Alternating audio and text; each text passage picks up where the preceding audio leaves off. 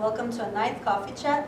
Today we have Alberto Diaz with us, and he's a certified crop advisor and an agronomist at TAP Ag here in Arizona. Welcome, Alberto. Thank you, Tasia. Thank you so Honored to much. be here. Thank you for being here. Alberto, can you tell us a little bit about your background in agriculture? Sure. I've been involved with agriculture for over 20 years in the organic, sustainable agriculture sector. I've had the opportunity to work both in Mexico for over 8 years and also here work with farmers directly here in the U.S., Southwest. I have been in the crop production side of crops as diverse as grains all the way to your berries, including your fruits. And I also have some experience on citrus and also some of the nut trees. So you've been all over the spectrum, if you'll say. I have done quite a bit, yes, I have that opportunity. Right. And just to narrow it down, can you tell us what an agronomist is? Sure. Well, agronomy is the science of agriculture. So an agronomist is a person that studies aspect of crop production. Diverse aspect like pest and disease. Some agronomists are dedicated to soil dynamics, some to plant physiology. So it's a very broad term that encompasses many subsciences. In my case, my expertise, my experience is on the organic or sustainable sector of crop production as it pertains specifically to nutrition and soil dynamics. Whatever is happening on the soil that affects how the plant and what the plant feeds in. Very interesting. Alberto, what could be improved in agriculture? Okay, that's a very good question. If I was to single out a word that could be applied in many areas, it would be efficiency. We need to be more efficient. We need to be more efficient in everything we do. We have to produce more foods using less materials, using less land, less water, less chemicals, reducing the risk. So I think efficiency is probably the banner word that I would be using to describe where can we improve. And we can improve by knowing what the plant needs. We can reduce the amount of fertilizer that it needs to grow if we have control of different environmental issues there. If we can optimize the way that we apply pesticides on open fields, then we can make sure that the minimum amount of chemistry goes out into the field to control whatever plague or disease we're targeting. So efficiency is that word. What role does technology play in agriculture? Technology is the future on just about everything we do. Medicine, robotics, aviation. It used to be that we needed 5 people in the old DC-7 to fly from point A to point B. Now we're down to 2, and there's people in my Facebook page that says that we're going to be up to 0 in the not so distant future, which I don't think so. Wow. that's part of it. Now in agriculture we have similar things happening. We're not only running out of resources, we're also running out of farmers, and we're running out of experts. Our farmers are getting older, and the new generations in this country are not so attracted to pursue careers in agriculture.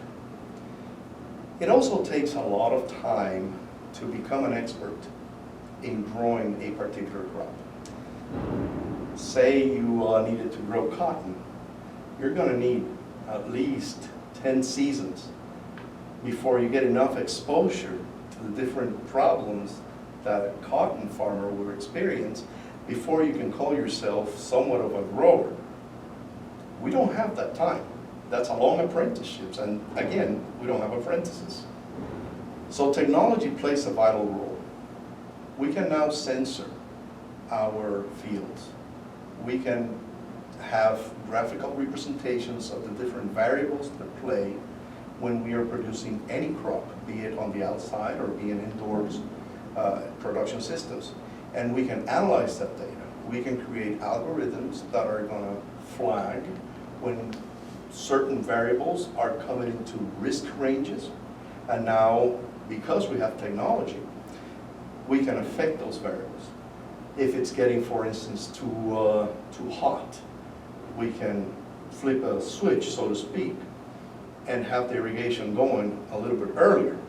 Whereas in the old times, we would have a farmer that is very knowledgeable on how the crops is looking, and he would be driving through his crops and noticing a little bit of stress in their plants, take a walk down the field, kick a little bit of dirt and say, this needs irrigation, let's go ahead and run the system. That's the old way of doing things. It's inefficient, going back to the efficiency aspect. Technology, it's a great tool, and we have many, many brilliant minds right now working into practical solutions. So you believe that, one of the solutions in order to become more, efficient in agriculture could be technology? Absolutely, Okay. absolutely. I see that as a critical tool moving forward. I agree. Alberto, could you give us an example of how this technology could be applied? Sure. I am from the island of Puerto Rico, and a few years back we had a terrible, terrible hurricane come by and devastate my little island. One of the things that Puerto Rico has been challenged with throughout the years is with food production. We used to be an agricultural society, and we turned that around in the 50s and became an industrial society. When that happened, we lost the ability to produce our own food.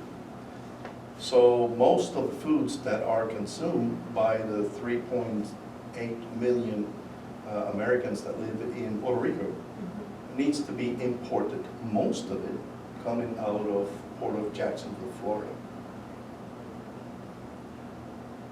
This technology came into my attention as I was thinking about my land and the dynamics in there.